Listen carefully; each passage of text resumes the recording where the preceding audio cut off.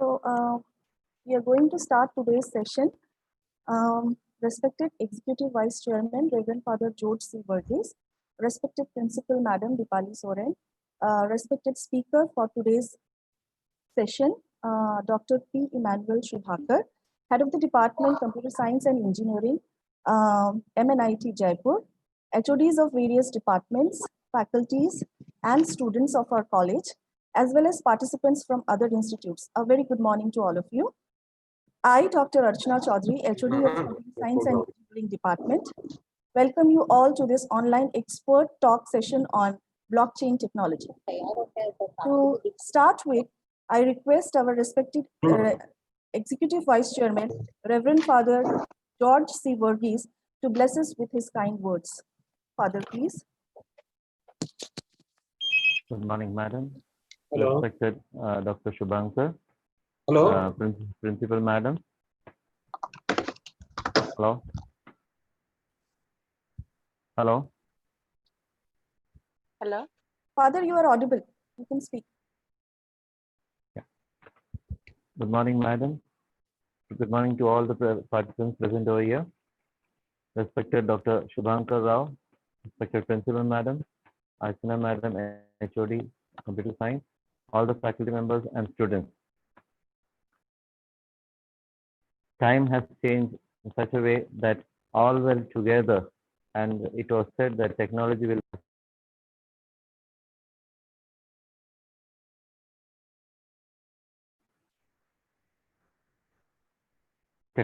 bring us together on a single table. Now the thing is that technology is such a threat, turning to be such a threat that we have to be more concerned with our own privacy and security. Every person has his own should have his own concern for privacy and his security. But as things are wide open, www, that means everything is wide open and anyone can peep into anyone's privacy. But technology experts and cybersecurity officers should bring in with more technology concerns where the privacy of a person will be allowed to be peeked in only if he or she wishes. Today's seminar or webinar will help us to get a better insight into the concerns of security. May God bless us and guide us through the words and through the session. Best wishes to all my teachers, especially to Dr. Shubhankar Rao. God bless you. Thank you, Father. I would now request our respected Principal Madam, Dr. Dipali Soren, to say a few words on this session.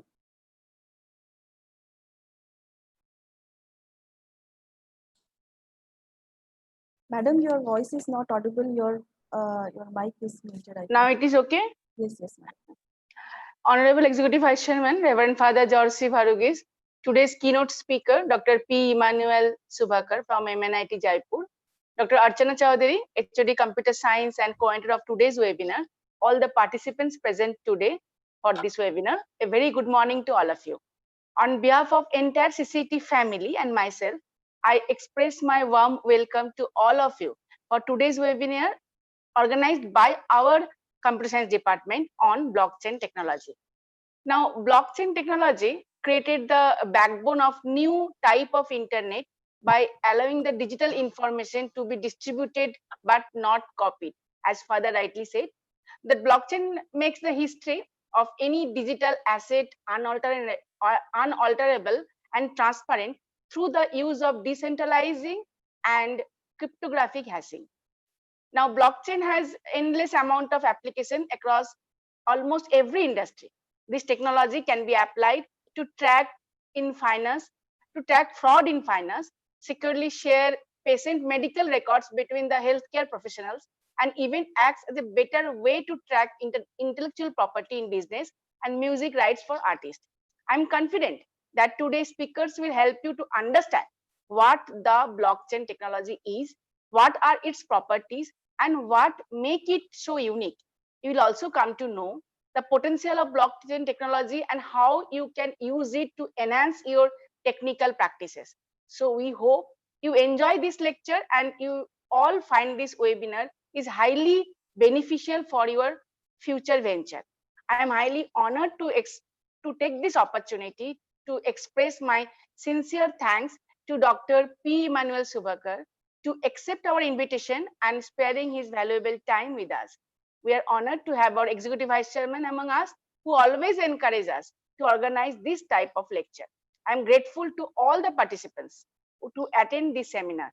I congratulate the Computer Science Department to organize this type of webinar where people can now learn new advancement in the technical field. Once again, I warmly welcome you all for this webinar. Thank you. Thank you, madam. Today, we are happy to have with us an eminent professor of MNIT Jaipur, Dr. P. Emmanuel Subhakar. He is currently the HOD of Computer Science and Engineering Department. He has completed his BE from Nagarjuna University, MTech from Birla Institute of Technology, Meshra, Ranchi, and PhD from IIT Roorkee. He has 21 years of teaching, research, and administrative experience. His research interests include security and forensics, cloud computing, big data, Internet of Things. He has published many papers in reputed journals and also published many papers in national and international conferences. He is a senior member of IEEE as well as ACM. He is a member of Cloud Computing Innovation Council of India and Forensic Science Work Group on Cloud Computing of the National Institute of Standard and Technology, United States of America. We are very happy to have you with us, sir. Thank you for accepting our invitation. As we all know that the world is going digital, and as father and madam has rightly introduced about the need for technological advancements, but as we are going digital, the main concern of digital transactions is security. So in today's session, Dr. P. Emmanuel Subhakar will enlighten us about how blockchain technology is related to online transactions and what are the various security aspects that are related to it. I would now request Dr. P. Emmanuel Subhakar to start with his presentation. And I will also request all the participants to please off their videos and mute their mics so that the bandwidth can be maintained.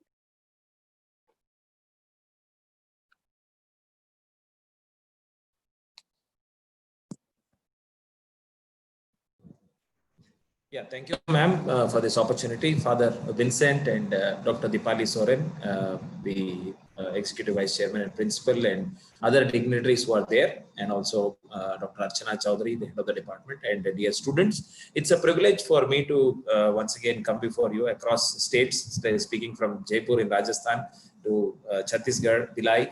And it's a privilege for me to just share some of my wisdom and knowledge with you, and on this very interesting and important topic called Bitcoin and blockchain.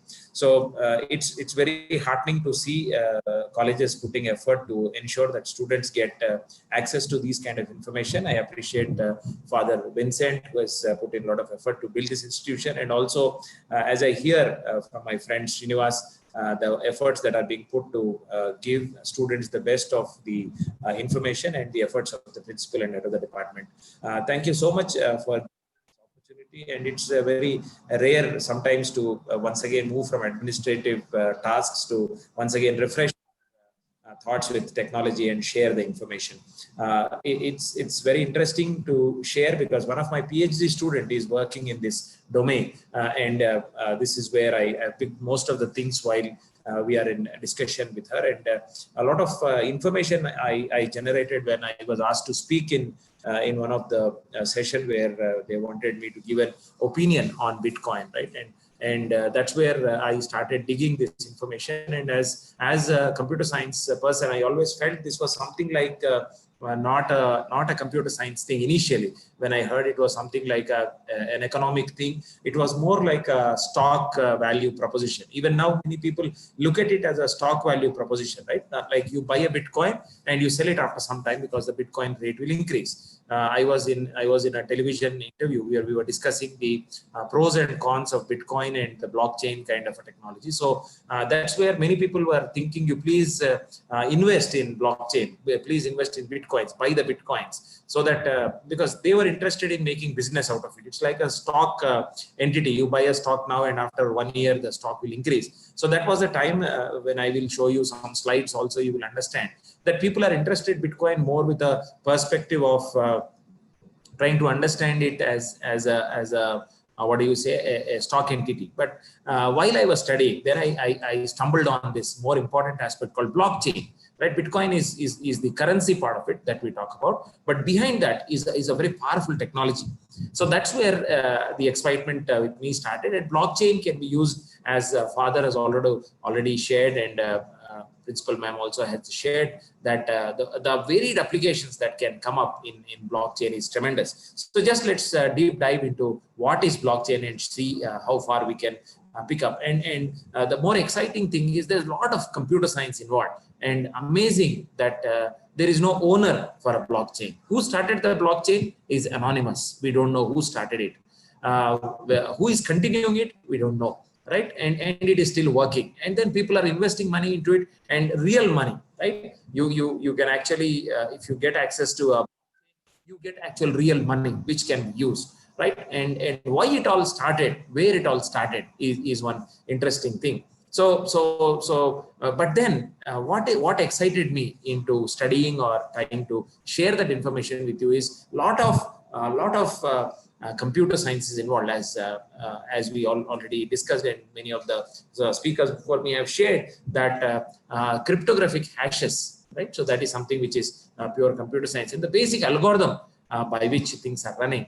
Okay, and how Bitcoins are created, what is meant by a Bitcoin, and what are the other forms of Bitcoins. Now there are if you just go and search the internet, you'll be surprised. Bitcoin is one kind of the currency that you talk about, like an Indian rupee. Like there are dollar, there is yen, and like that there are so many other kinds of Bitcoins. Surprising, and the world is growing very fast. People are coming with so many kinds of Bitcoin. So these are the words. If you look at when you just type the word Bitcoin on Google, this is the kind of information that comes out. It's digital transactions, it's cryptocurrency, it's blockchain, it's a smart contract, it's a protocol, it's network based, it's data, it is virtual money. All these kinds of things come up. You can be using it for payment. It's on the internet. It's a digital ledger. Right, so all these things come up. Right, so these are the words that you hear when you look at Bitcoin, and the symbol that is there in the below of the slide, the right hand side corner, you see at the bottom, you see that the Bitcoin symbol is there. Right? Bitcoin, as you look at, surprisingly, the author of Bitcoin is a person called Satoshi Nakamoto. Right, but he's not an actual individual. So nobody has met him till now. Nobody has seen a picture of him till now, because he wrote a paper called Peer-to-Peer Electronic Cash System.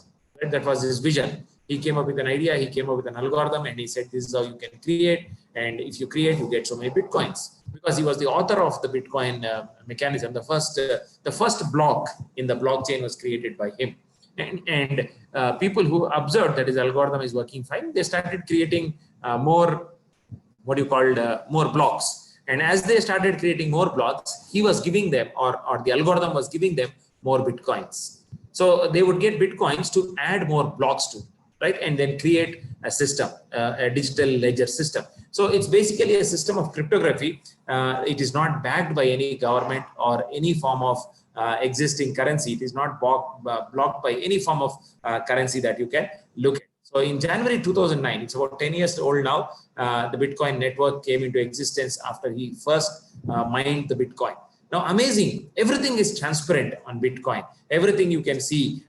You can go to a Bitcoin Explorer website, okay, bitcoinexplorer.com.io or something, right? So you just go there and see when the first coin was created, when the next coin was created, what is the latest coin that is created. Usually every 10 minutes, a new Bitcoin is created, right? And it follows an algorithm. And who is creating? Volunteers are creating it. Why they are creating? Because they get a few coins. Initially, when the first coins were created in 2009, 2010, he was giving out 50 coins. Okay, they were building a digital mechanism, a digital cash mechanism, right? Where it's basically a cryptographic code that you get, right? So you get 50 coins in digital coins, right? Like most of you have played games, right? Or played maybe Candy Crush or PUBG or some of these games that you play, and you get some rewards, you get some coins, you get some, you know, or that, what is that, temple run, right? As you are running, you get a lot of coins which you can, and you can encash them, and you can save them on your account, and you can use them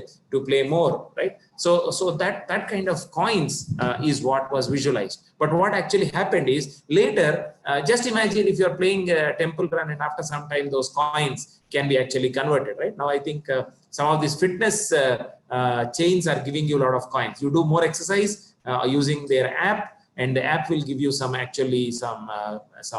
coins, and you collect those coins, and you can actually buy some fitness material, fitness content. So they are trying to encourage you to do more exercise and to buy things, right? So that's a kind of a mechanism.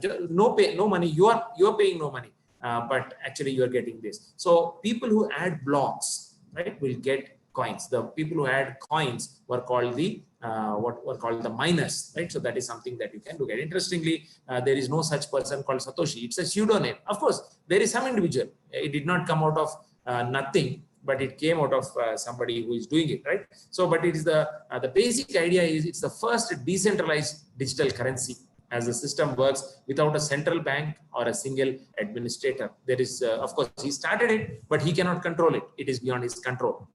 Satoshi doesn't control blockchain. Of course, he has a first block. Maybe if he deletes the first block, the remaining blocks will crumble, because every block is tied up to the previous block. So that's the logic. If you have studied linked lists in data structures, you will understand that the root node is the main node, and from there all the things can be accessed. If the root node is deleted, then there is no link, right? So there is no meaning to that thing. Where you start and where you end will always be a problem. So the network is peer-to-peer transactions, and they take place between users directly without any intermediary, right? So there is no, now what was the biggest advantage, or what is the biggest advantage of this is, now whenever you're transferring money, let us say some of your relatives are there in America and they want to send you money. So what you need to do is they will go to a bank called Western Union, and it's a transaction company. So their bank will send to Western Union. Western Union will send to India. You can go and collect the cash from Western Union office across this place. So what happens? So as you see that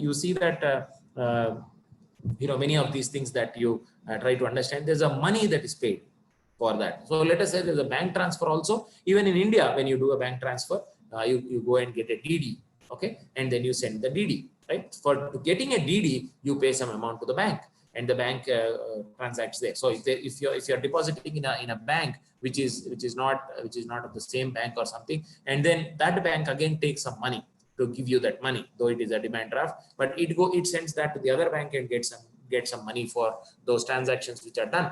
So in this case, if we look at, right, so both the things you get you know, money. So you are losing money when you make a transaction. So what Bitcoin visualized, or what Bitcoin wanted to do, was they wanted to actually try to do the whole thing is they wanted to do a cashless transaction.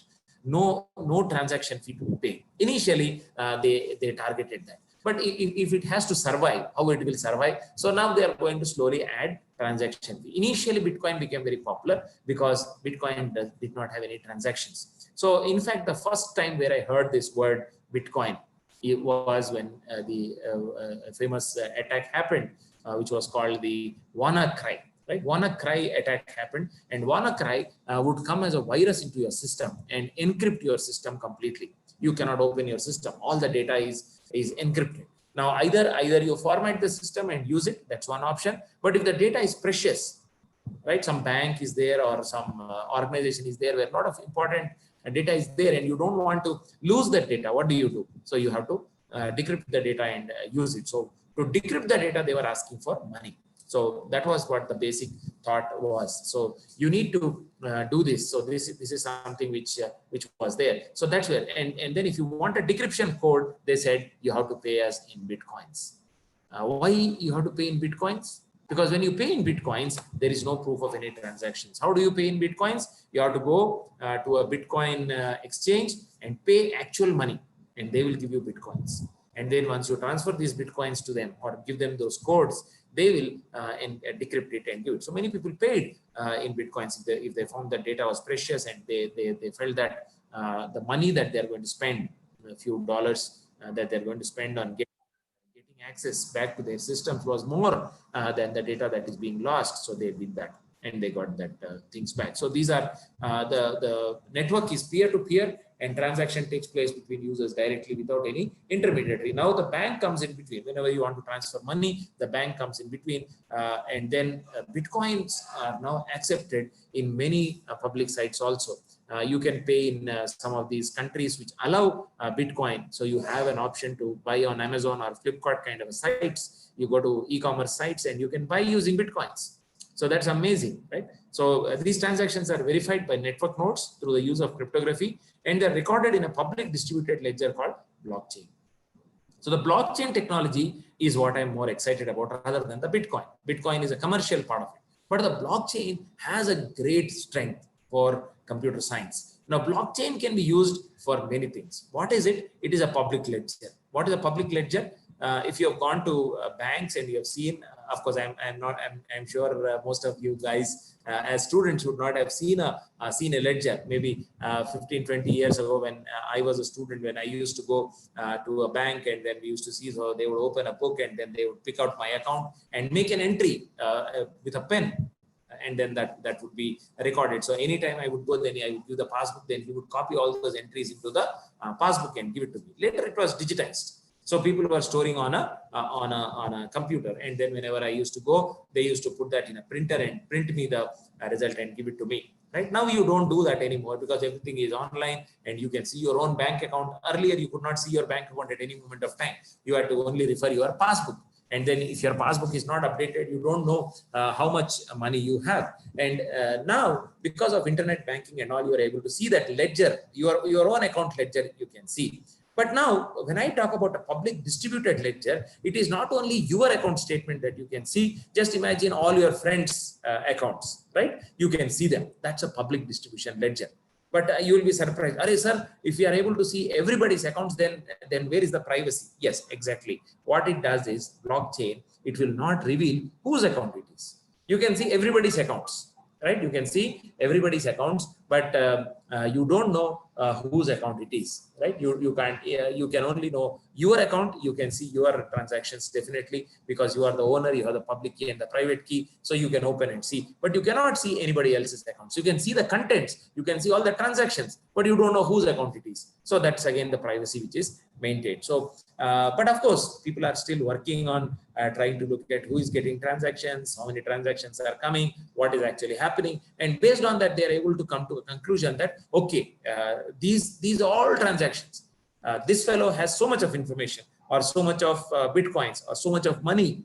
That much at least we are able to know. So these are kind of research which people are doing because it's a public domain, right? It's available on the internet. Anybody can see to it, right? So bitcoins are created as a reward for a process known as mining. We will slightly show you an example of how the thing goes on, right? As of 2017, and then more than 1 lakh merchants are there, and of course now it is even more, right? So Bitcoin basically is based on solving an encryption formula. So finally, how do Bitcoins get generated? Is once you add a block to a blockchain. How do I add a block to a blockchain? The block must satisfy a particular encryption formula. Once I satisfy the encryption formula, I will be able to add the block to the blockchain. So now, who adds it? There are people called miners, what I call the volunteers. The volunteers are adding blocks to the blockchain. Why should volunteers add the blocks to the blockchain? Because the transaction ledger is a public ledger, and all the information about the public ledger is stored on these blocks, right? Every block has some transactions. Because it's a digital ledger, you can't have a long sheet. What you will have? You'll have block by block by block, right? Every block has some transactions, and those transactions have to be added. So the transactions can be added into a block, and the block is added to the blockchain. Now, everybody can start adding, but the one who solves the first, who solves the encryption formula first and tries to get the solution, and then he adds it. So what is actually happening is you need to look at the previous blocks value, you have to look at a nonce value that you have to generate, and then you have to get the code, right? So this is the sequence that has to be done. So once you get that code which satisfies a particular encryption formula, you are first. So if you are the first, then your block gets added. Like that, there may be 7-8 people who may start adding, but then there may be other people who have to validate it. So there will be miners who will validate the codes also. Once they validate the code and 7 people say yes, right? So then the block gets finalized. There are 6-7 blocks which may get added, but only one continues because the blockchain will proceed in only one direction. So each time there are 4-5 blocks getting added, but the blockchain progresses only one direction. So that is something that you can look at, right? So that is what actually happens, right? So 1 minute. Lecture level.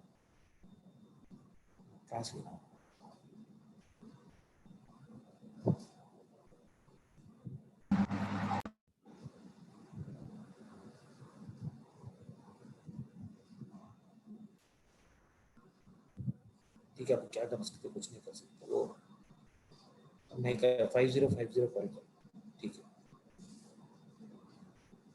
मैं class में हूँ, 5050 call करके internet काम नहीं कर रहा बोले complaint कर, ठीक है. Sorry for the inconvenience. Yeah, so basically what happens in a Bitcoin is each time you solve a part of the formula and then you earn a Bitcoin. So there were the actual prediction is that about 21 million Bitcoins will exist and they can be circulated, and then almost 80% of the Bitcoins have been mined by now, right? So what is Bitcoin? Bitcoin is intended to be digital currency. So you don't want any printed notes, or you don't want any transfers to be noted through banks. You want to create an alternate mechanism of transfers. All transactions are what do you call? You must, in India you would have heard of a term called hawala. What is hawala? Hawala is you don't want to involve any banks. So somebody in US or in Dubai wants to send money to somebody in Mumbai, right? So how can it be done? So somebody will pay in dollars there to some fellow. So that person will circulate the money there itself, right? In America. So he pays some $1,000. So somebody from there will call here or send a code to somebody in India and he'll say, please pay them 70,000, right? So that's all, $1,000, 75,000. So this fellow pays him 75,000. No transaction. Nobody is knowing anything. No bank knows. It's all black money, right? So somebody pays there and he uses the money there. And how did he get the money here? Because he generates business here. And sometimes somebody wants to send money to US. Of course, very rare, but still there is a way that they will try to smuggle money into India. So that's where they can actually get away with that. So they distribute the money here. So this is how, and then because of that, they get an interest, and here you get an interest. So you get that money. So that is how things are maintained. So that was what is called a hawala route. In a similar route, a lot of digital transactions are being made through blockchain. But that is the other aspect of it. So that's why wherever you see the use of Bitcoins, it is really dangerous, because what happens, people are using it to if you want to host pornographic sites, if you want to get zombies, which will cause attacks, cause distributed denial of service attacks and all that, and you want to create botnets. All these are purchased. You want to buy arms and ammunition. You want to do some underworld dealings. All these are in what is called the Bitcoin kind of a mechanism. But what I want to talk to you today is not about the use of how you can use Bitcoin at all, but how you can use blockchain. That's what is more important. And here you see the price of blockchain going up and running.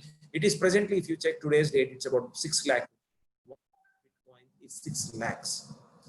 So if you buy it now, maybe next year it will be 7 lakhs. So if you look at that, you can earn 1 lakh in 1 year just by buying one Bitcoin, right? So people have purchased Bitcoins over the past, and of course there's a variation, price goes down and price goes up. It's like a stock market. So you can continue to do it. So you see a lot of, it's not only Bitcoin is not one kind of a coin, but there are other alternate variants. There's so many variants. Like Ethereum is one popular thing. There's a Litecoin, there's a Ripple.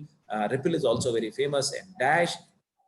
Lakshmi coin is also there, right? India, made in India, you can call it Lakshmi coin. So these are all kind of Bitcoins, right? So what does Indian government say about it? What is Indian government? Indian doesn't consider it as legal tender. What do you mean by a legal tender? Legal tender means something which is a legal note, right? The 100 rupee note. I mean, if you take a 1,000 rupee note now, is it legal tender? No, it is not a legal tender.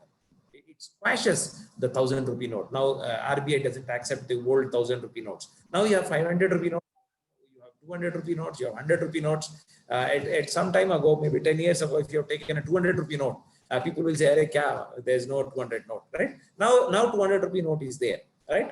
And different forms of notes are there, right? So 200 rupees, 500 rupees there, 1,000 rupees not there, 2,000 rupees is there. So 1,000 rupee note is not a legal tender. Maybe it will start after some time when the government decides, okay, let me also introduce 1,000 rupee notes, they can do it. 2,000 rupee note is something which is there. So it is not part of the payment system. It is still not used, but it is not illegal as yet, right? They have not banned it, right? They have not accepted it. Many countries have taken, but let us say Korea and Japan, some of these countries have made Bitcoin because they are strong. They think that, okay, we can handle the cryptographic codes. We can handle if somebody breaks the cryptographic code, we can track it.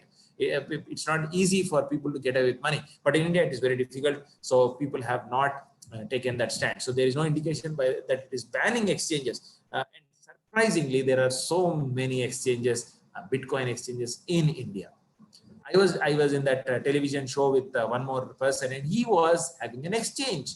So hence he was very much interested that people should be aware of Bitcoins and people should invest in Bitcoins. People should buy and sell in Bitcoins. And I was telling that any day the Bitcoin can become an invalid tender, an invalid legal tender. So after that it becomes illegal, or the government bans it, then you can't buy and sell. Then all that money you have, all the Bitcoins that you have bought will be lost.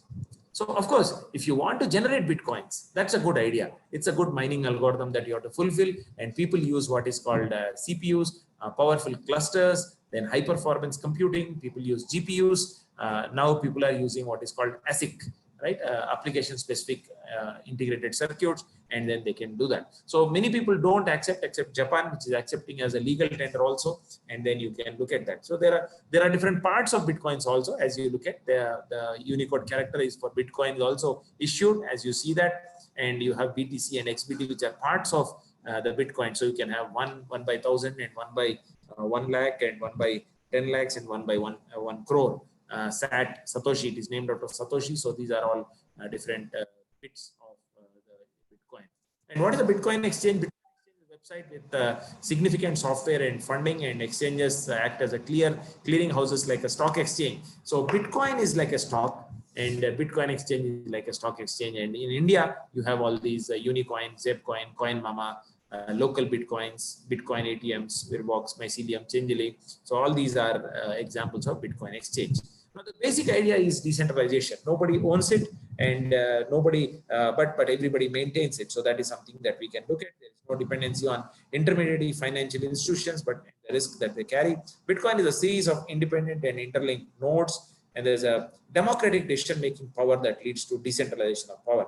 No single bank can control the whole thing. So like we have central banks like Reserve Bank, and even in the US, there's a federal bank and all. So they control the whole policy and mechanism. But here it is fully decentralized. Nobody controls.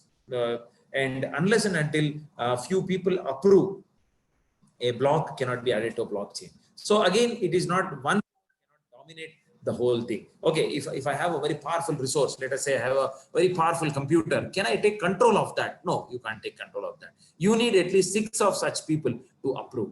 And then you think of some people who can try to collude. Let us say it's like some of these things, like one government thinks of printing a lot of currency and then distribute the currency just to people. Can they do that? You know, I just think of Indian government starting printing so many dollars or so many Indian currency notes, and once they print all the notes, they distribute them randomly. Sab garibon ko baant do. So now what will happen? What will happen is, if everybody gets the currency notes and nobody works, okay, where will the economy flourish? How will it work? So there is a mechanism of how many notes can be printed. Depends on the gold reserves. So there must be the Reserve Bank of India or some of these, they cannot print as many notes as it possible and distribute it into the market. They can't release it. So who prints the notes? There is a mechanism by which these things are controlled. So everybody maintains and manages this. But that's where the whole process of decentralization comes in. So there is no single control. So this is how a blockchain looks like, right? So this is how it looks like, and the blockchain has this information, and you can keep on adding blocks. So each time there is a block header, and this block header depends on this block header's value like this, and then you can look at the transactions list, and then you can move forward. So this is an distributed timestamp database which can look like, and each block in blockchain contains a cryptographic hash of the previous block, contains a cryptographic hash of the previous block, a timestamp and a transaction data. So this is what is how a blockchain looks like. And to add a block, you need to solve a cryptographic code. And once you break the cryptographic code, you can add a block to it, right? Once you add a block to it, you are gifted with some bitcoins, which come as a transaction for you. So you get some money. So you need to invest your programming and your computing environment, and you can do it. So using your laptop, can you create a block? Very difficult, right? Because the speed at which blocks are created are very fast, and you know the algorithm, you know the mechanism, then you try to solve it. It takes a lot of time. Your computer will take a lot of time. A simple laptop will take a lot of time. Powerful servers are needed. A lot of power is needed, because the processors are doing a lot of number crunching, right? Because cryptography is all about mathematics. And once you do that, okay, a lot of power is consumed, a lot of computations are done, and then the final result comes. And by the time you get the result, you must be faster than all the others who are doing the same thing, and that is across the worldwide. So once you're able to do that, you will get suddenly bitcoins. Earlier it was 50 bitcoins, then it became 25. Now it is 12.5 bitcoins, and in a couple of months, I think by end of 2020, it will be 6.5 bitcoins. Presently, I think 12.5 bitcoins are going to be given. Later it will be 6/1/4 bitcoins will be given. So that is how it happens. So at the same time now, because it's a digital coin, okay, I can give it to two people, right? Because if it's a physical note, I cannot give it to two people, right? I have to tear it and give it. And once I tear it, it's no valid. But it's a digital code, I can give it to him and I can give it to him, right? Can I try that? So that's what people try to do many times. But then Bitcoin blockchain mechanism will ensure that only one of the transaction will become valid. Okay, initially you can bluff to a certain extent, and that's what people try to do, the double spending. They try to spend in two different transactions, right? Because if it's a bank, now let us say you are doing a transaction on Amazon and transaction, and you are paying through credit card, and your credit card or a bank account, and bank account has 1,000 rupees. You have paid 1,000 rupees to Amazon and 1,000 rupees to Flipkart. What does the bank do? The bank definitely authorizes only one, because the bank knows you have 1,000 rupees. If Amazon is given 1,000 rupees, Flipkart will be said no. If Flipkart is given the 1,000 rupees, then Amazon will be denied. But here in blockchain, there is nobody to deny and accept. So both the transaction will go off for a certain time, and after that, once the reconciliation is done, once the block is getting added, which block gets added? The first block which gets added, that transaction will be approved. The other transaction will die.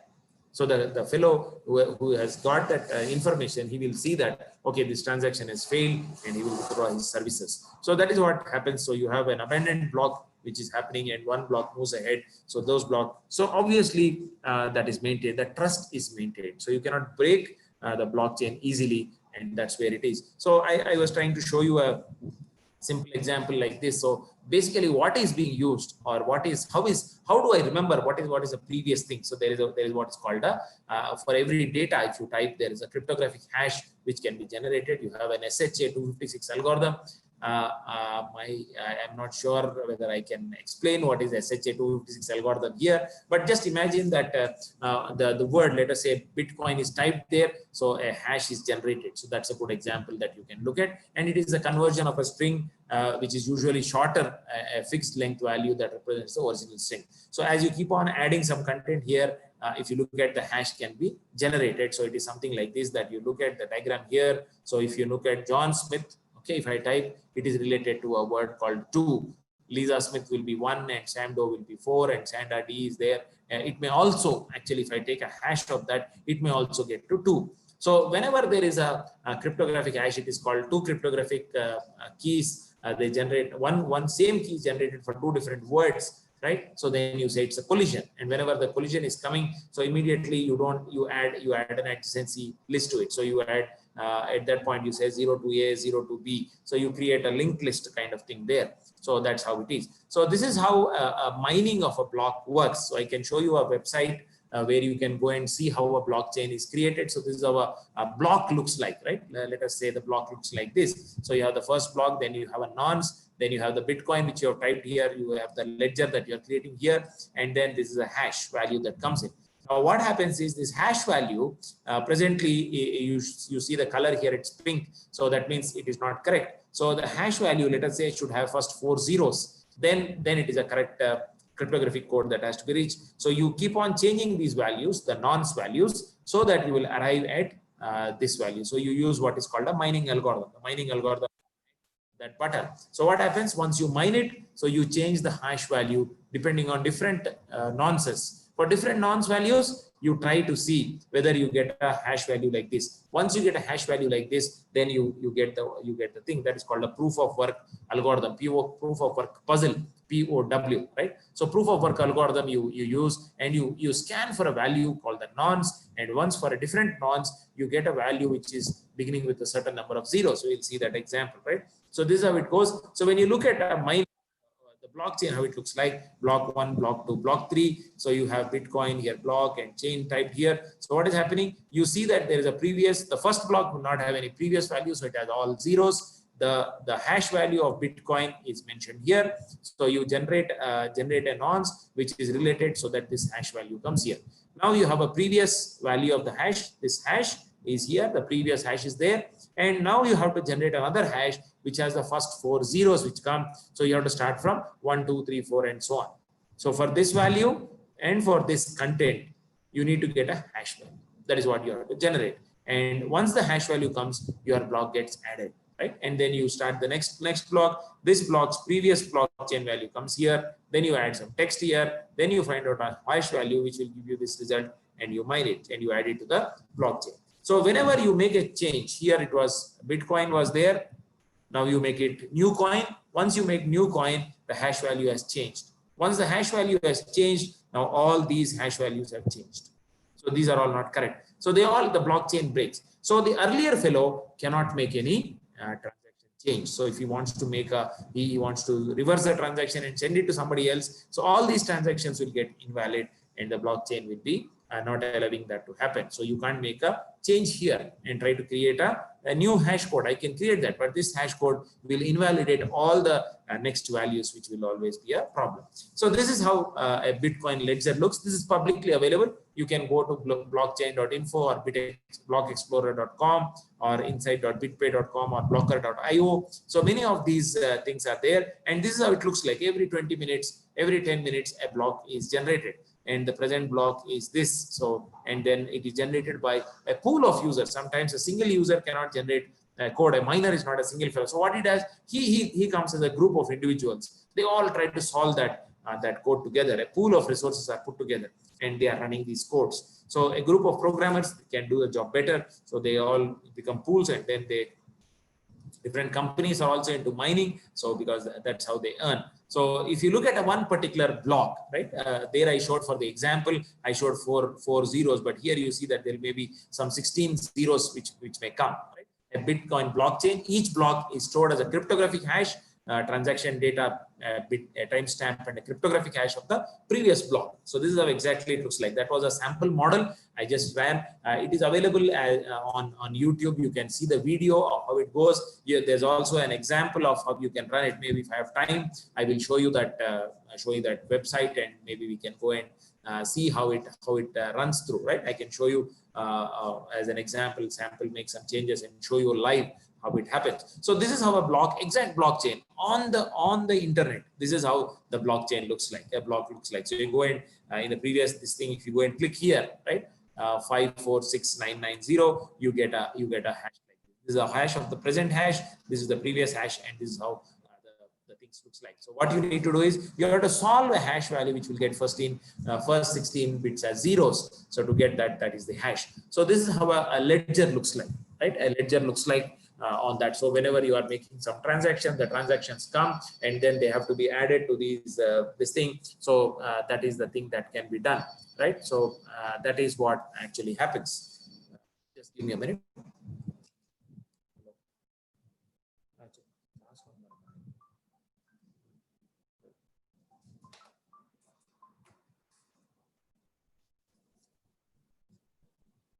Yeah, sorry.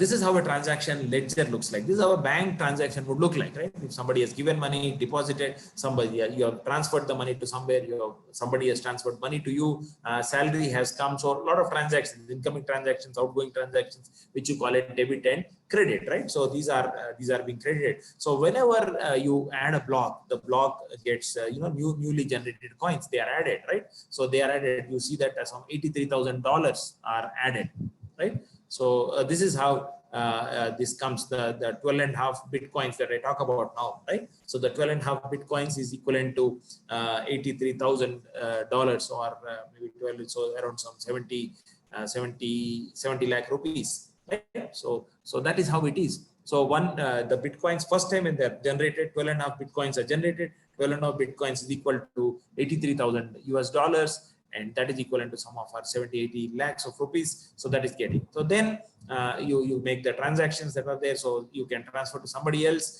and those somebody else will get those values, and you can use that, right? So that is something which you can try to do, right? So the transactions are shown. You can make all those transactions. How much the balance can be shown, right? So that is how a transaction looks like. In each block, the first transaction is called as the coin-based transaction. It has no input and it generates new coins, which are given as a reward to the miner. So miner got blocks every 210,000 blocks are added. The mining reward halves. Currently, it is $12.5, and by May it should become $6.25. I have not checked it yet, but of course, after May, or maybe it would have got slowly delayed because of the COVID situation. So you will now get 6.25 bitcoins from May onwards. So this is how a Bitcoin transaction happens. So what happens? You need to have a wallet. You have wallets, Paytm wallet you have, or a Ola wallet you have, or a Google Pay wallet, GPay wallet you have. So you can add money to it, right? So you can, the wallet will actually hold the bitcoins. So the wallet will have the bitcoins here, and then you can, to whom you want to send, you need to know the address. Okay.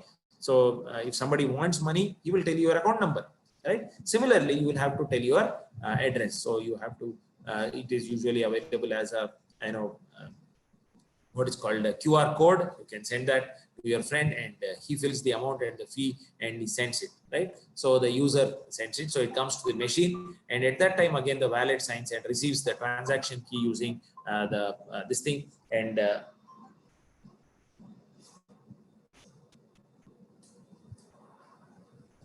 the wallet comes, and then miners will include the transaction in the next block in the internet, and then mining is process, right? So first you try to find out the computational hash, the cryptographic hash, and then you get that hash, and then you add this list of transactions, and the miner who solves this, he adds all your transactions which have come, and he sends it. And the nodes verify the other nodes. There are at least 7 nodes. 7 people have to verify that this transaction is correct, and then finally Laura gets the money. So Bob wants to send it to Laura, so he sends it from his Bitcoin wallet, and it reaches the wallets to the other end. So this is how a transaction happens, right? Now your transactions, all of them who want to make a transaction from a wallet to a wallet, okay, you can buy where do you buy a Bitcoin?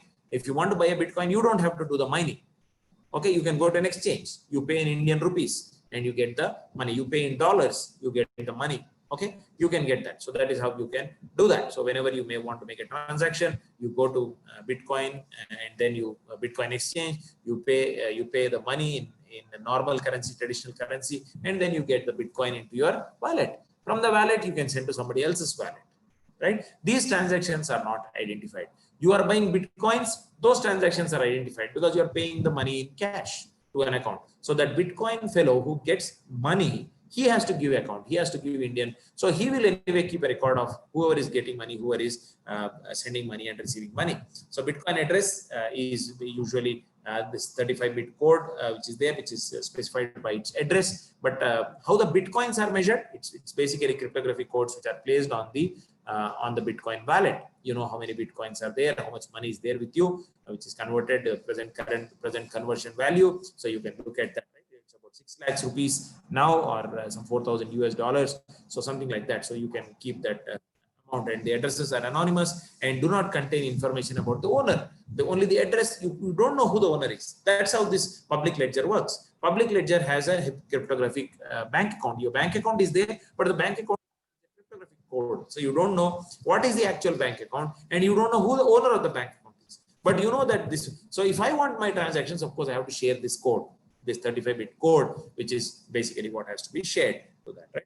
So how does a Bitcoin address is generated from a user's wallet using the public key? So I have a public key, which is everybody knows. So I can use somebody else's public key, and I can use my private key, and I can try to create this fingerprint, and then I can get a code like this. And each time I can generate a different code, and then I can use it. So I can generate this these codes, and I can continue to manage, and I can do it. And this is how these codes can be randomly generated for the same public key and private key. I can different time, each time generate a different cryptographic hash code depending on what codes I try to send it, right? So that is something which is there, right? And at that same time, now if you look at what is Bitcoin mining, this is very important. Maybe as a computer science person, you will try to take some interest in this, right? So you can have a Bitcoin mining, which is the process of adding transaction records to a blockchain. It confirms the transactions in a trustful manner when enough computational power is devoted to the block. So what happens? So you can check, it goes like this. So you have a lot of transactions which are coming. You bundle the transactions into a block. Then you select the header of the most recent block and set it to the new block. And then along with that, you solve the proof of work algorithm. The proof of algorithm has to take all these content, generate a hash, which will be less than which will have that particular 16 zeros at the beginning. How do you get the 16 zeros at the beginning? You change the nonce value. So finding the nonce value is the challenge. But the biggest problem is who solves it first will become the winner. And once he gets the winner, he gets the thing. So it's the proof of work algorithm starts like this. You have a proposed new block. You take the header of the previous block, and then you combine it with the hash. Then you find out the nonce value, and then you try to get the hash number. If the hash number is less than the target value, fine. If not, you repeat the process. So this is where you actually come to finding the hash value. Then you compare it. If you get the target value, then you try to add all of these. And what happens is something which is interesting. Now let us say there is enormous power which people are using, and they try to generate more coins in less time. Right? If I have more power, I try to solve the algorithm faster. I'll try to generate more coins. Then something surprising, the algorithm modifies itself with what is called the mining difficulty. The mining difficulty value changes. The difficulty value increases to keep it at least 10 minutes for every Bitcoin. So less than 10 minutes, if you are solving the Bitcoin code, then immediately the mining difficulty will increase. So it's wonderful. Somebody has written a beautiful algorithm, and he is managing it, right? Or I don't know whether he is still there to manage it or not, but it's going on. So this is something which was there. It's a method to ensure that the new block was difficult to be made so that the number of blocks found each day by miners remain steady. You cannot have more coins. So this is different because the SHA 256 hash of a block's header must be lower than or equal to the target value, and it should always be there. So you generate a new hash around, and new nonce is incremented. So the new difficulty value will be dependent on the old difficulty value multiplied by 2016 blocks, which must be generated in every 10 minutes. The time that took the minutes to mine the last 216 blocks, so that is to be multiplied with the old difficulty. So the new difficulty value will be generated, and the new difficulty value will make it sure that it will take at least 10 minutes for you to get the mining value or the block value, the nonce value that you should get. So that is something which is difficult. So this is wonderful. If I would like it to talk about in terms of cryptography, somebody who has planned it so nicely. So that is something that is there. And lastly, you have Bitcoin wallets. You can carry wallets on software like your Paytm and other things, and you can have hardware wallets which you can carry them on pen drives or things like that. They are cryptographic. Only you can actually open these hardwares. Even if you lose this wallet, it is like an encrypted code, and somebody inserts in his own a laptop or mobile phone and he tries to access the content, he cannot, because it's encrypted with your key. So once you go there, you have to enter the password, then only you can be able to see it. So that is something which is there. So how does a hardware wallet work? So you have a mnemonic code which is placed and is generated, and you can remember the 24 words mnemonic you can create, you generate that, and the user decides to protect their mnemonic with a passphrase, so you can remember a passcode which you need to enter. It's something like a password login that you have, and then the word list can contain native values, but it must be encoded using UTF-8. And of course, these are the mechanism how you can use. Of course, I'm not going into it, so let me skip this part.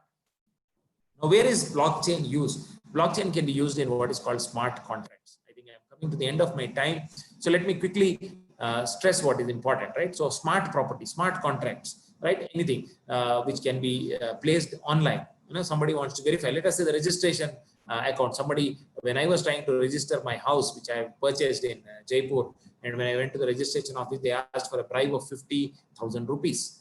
I was amazed. I said, why? Registration nahi hoga sab mein.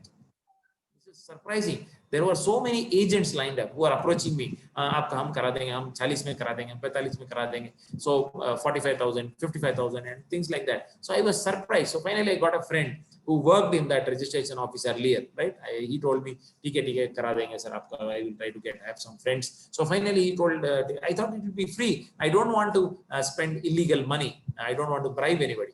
But finally, when I went there and he did everything free, but lastly for one signature, there was some amount to be paid. So that was something which was very difficult. So these are things which are happening. So if I want to change it, what can be done? So we can go with, if the government chooses to avoid total corruption, to make it everything very transparent. Of course, now almost a lot of things are transparent. Now, if somebody wants to grab a land, it's very difficult because the records are all online and anybody can verify it.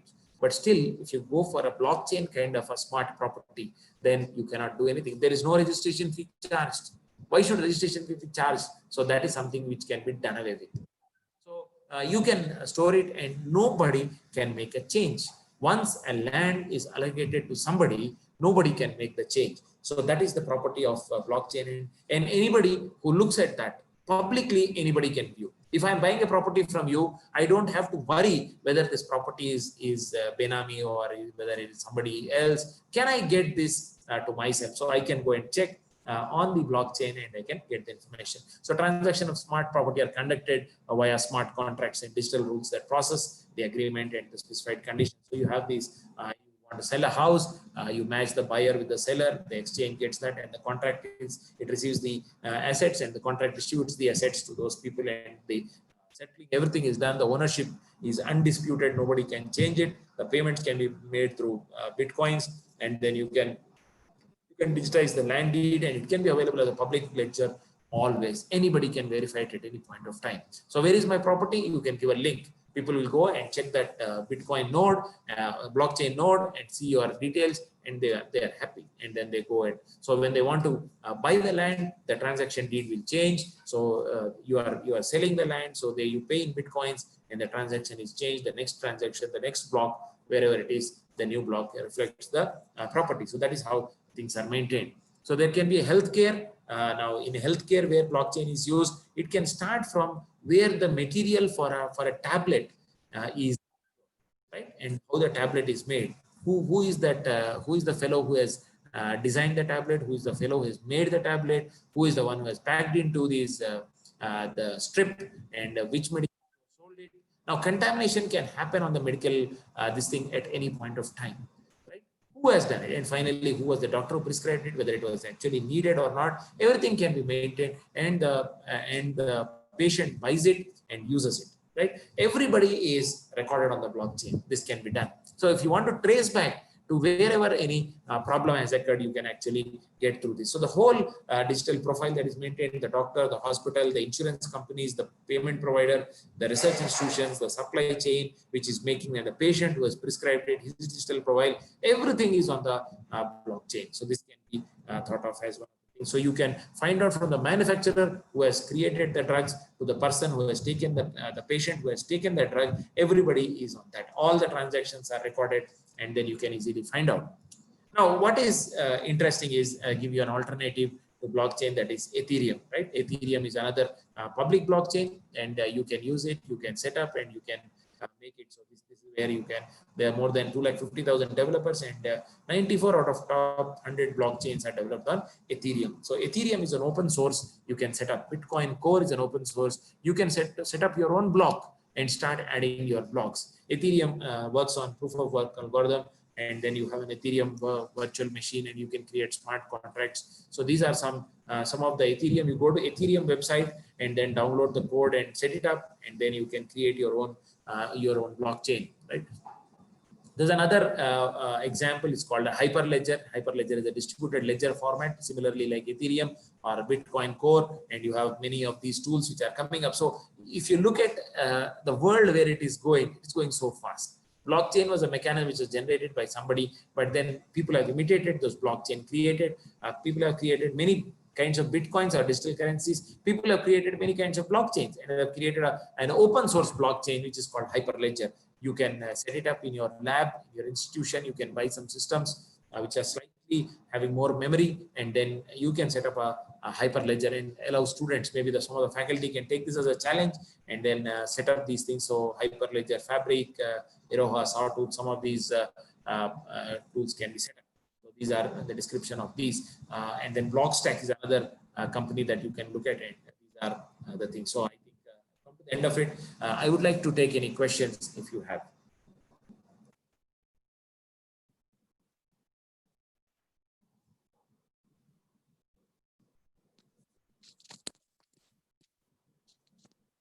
If any of the participants have any questions, please they can put forward.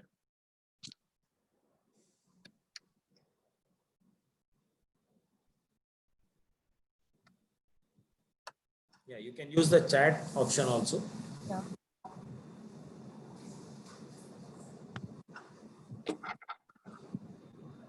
You can put your questions in the chat box.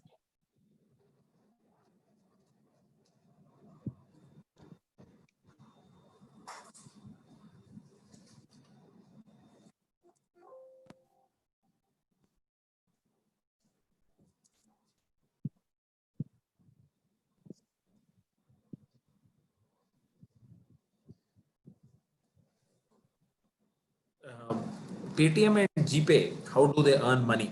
Right, it's similar to a Bitcoin kind of thing. So every transaction, how does a bank earn money? Right, so you are placing your money there, and then those money is being used. Right, so that is something that you can try to look at. Right, so that is how this money is being floated. Right, so they get interest. So how does bank pay money? How does bank pay interest? Why does the bank pay interest to you? The bank pays interest to you because you are depositing your money with the bank. And the bank, whenever it is doing transactions, it takes money from those transaction users. So whenever I use a credit card, right? Now I pay 1,000 rupees. I buy something, right? But I don't pay him because I'm using a credit card. Okay. And then when I get money, I pay 1,000 rupees before the month ends, right? I don't lose any money. I buy the product today. I pay 1,000 rupees in less than 30 days, and I don't lose any money. But why is the person allowing? Because what is happening is the credit card is power to buy things which you otherwise won't buy. You will buy after 30 days actually, but you are able to buy it now itself. So what is happening is the more customers are coming. So at that time, the seller wants to attract more people. Hence, he's offering, I can buy it on a credit card. You can buy it. Credit card is allowed here. So then he pays some money to the bank, and the bank earns that money. So over so many transactions, the bank gets so much of money, and that is paid back as an interest to you. Okay, so that's how it happens. So the number of transactions will actually help. Why do people give offerings? So when I started using Google Pay, I used to get 10 rupees, 15 rupees payback every time I do it. So I was very happy I was doing those transactions. So it was initially to attract me to do more transactions. So once I started doing more transactions, the number of rewards started coming down. Now I hardly get any money. If I make 10 transactions, I get money once. Some say 8 rupees or 10 rupees. So that's all. But still people do it now because people have used it that, okay, GPay is a very good way. Paytm is a good way to do it. So over so many transactions, in order to encourage people to keep on doing transactions, they give what is called rebates. Because why is Amazon giving so much of rebate? Why is Flipkart giving so much of rebate? How can they do it? They all do it because they want to sell more. And once they give offer, again, you're going to spend it. Okay, they're going to give you Paytm rewards, right? Or points. So the points are again going to spend on Paytm itself. So these are some things that you can look at. So it's basically financial transactions. Once they have somebody who wants to sell more goods will give goods on rebate, and they are being sold to you at a certain cost, and you pay the money. So the person is earning. So Paytm and Google are earning because of the number of financial transactions, the amount of money that is deposited with them. Okay, once they invest with some other people, they give more money. So there's a money rotation that happens. How does a person who earns, right? Because he takes interest, right? Why do people pay interest? Because they don't know, they don't have money, so they are willing to pay interest, take money, earn that money, and pay more interest later.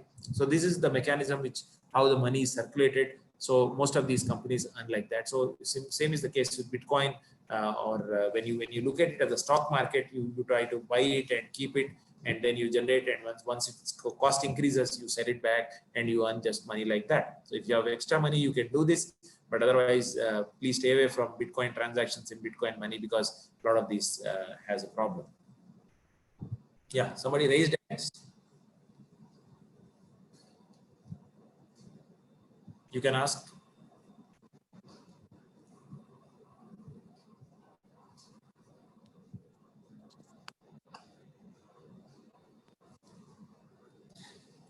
Yeah, if there are no more questions, thank you so much for this opportunity, and